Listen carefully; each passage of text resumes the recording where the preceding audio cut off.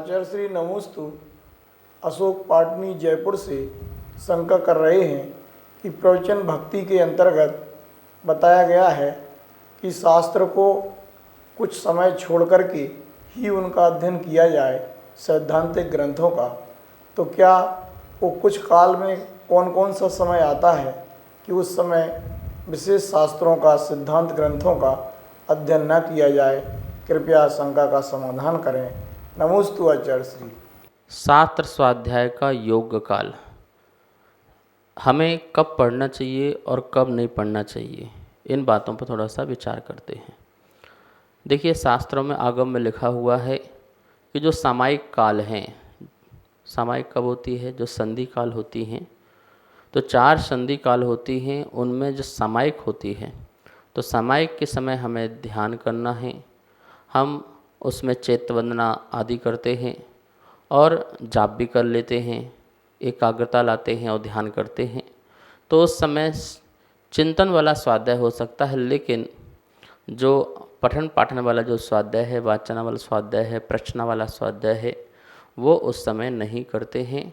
और अन्य भी काल हैं, जैसे दुर्भिक्ष पड़ रहा हो, उस समय भूकंप आ रहा हो, ज्वालामुखी फट गया हो, और भी आदि उपद्रव बहुत हो गए हों, उपसर्ग हो रहे हों, हाहाकार मची हो, कोई बहुत व्यक्ति बहुत दुखी हो, दुख का काल चल रहा हो, ऐसे तमाम कारणों में जो सैद्धांतिक ग्रंथ हैं उनका स्वाध्याय नहीं करते हैं। अष्टमी और चतुर्दशी ये 2 ऐसे पर्व हैं जिन पर्वों में हम तत्व की चर्चाएं आदि तो कर सकते हैं, लेकिन सैद्धांतिक ग्रंथ जो हम आद्योपांत पढ़ रहे हैं उनका भी हम स्वाध्याय नहीं करते हैं। क्योंकि ये जो अष्टमी या चतुर्दशी है, इनमें भी कुछ काल का परिवर्तन सा होता है। मतलब कि जो जलवायु है उसमें भी थोड़ा सा परिवर्तन होता है, जिसके कारण हमें मानसिक रूप से इतनी चंचलता हो जाती है जिससे स्वाध्याय में अर्थ का अनर्थ हो सकता है। आचार्यों ने इन सब कारणों में स्वाध्याय को योग काल नहीं माना है। जिस समय प्रसन्नता हो, चारों तरफ अपने में भी प्रसन्नता हो, वातावरण में भी प्रसन्नता हो, और ये सामायिक काल आदि छोड़ करके उन समय में बहुत स्वाध्याय करना चाहिए, अध्ययन करना चाहिए। सैद्धांतिक जैसे ऐसे ग्रंथ हैं जिनको हमें गुरु आदि के समक्ष में स्वाध्याय करें, जिससे जो वस्तु स्वरूप है या सिद्धांत है सही तरीके से समझ में आए। एकांत में पढ़ेंगे, अकेले पढ़ेंगे और उस विषय के यदि हम ज्ञाता नहीं रहे तो हम अर्थ का अनर्थ भी कर सकते हैं।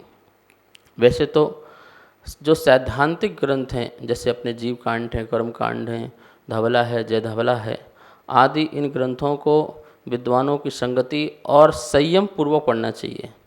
यदि आप संयम होकर के, संयमी लेकर होकर के पढ़ेंगे तो आपको ज्ञान की वृद्धि भी होगी और स्वाध्याय पूरा संपन्न भी होगा।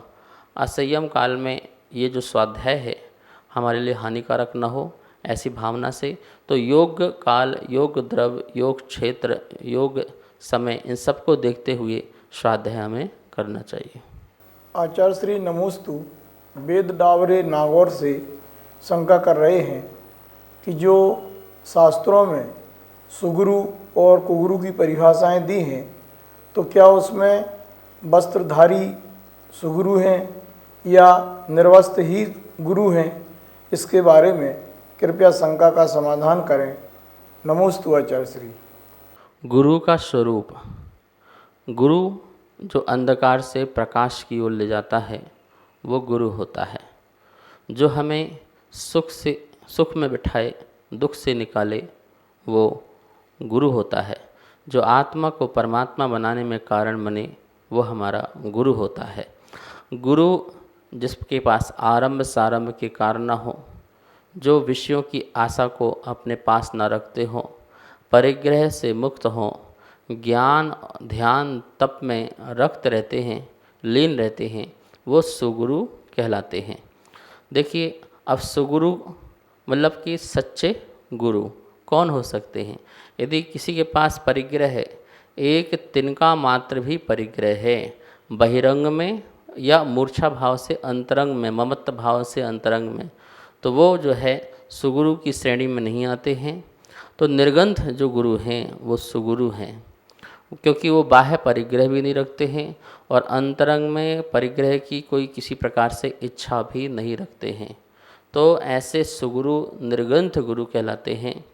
कुगुरु जो खोटे कार्य में लगा हुआ है, जो अभी हिंसा में लगा हुआ है, जो आडंबर से सहित है, ऐसा कुगुरु कहलाता है।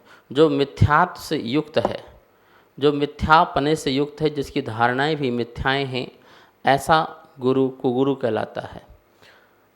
वस्त्रधारी और वस्त्र रहित, देखिए वस्त्र रहित तो जानवर भी हैं, बहुत लोग हैं, तो ऐसा नहीं।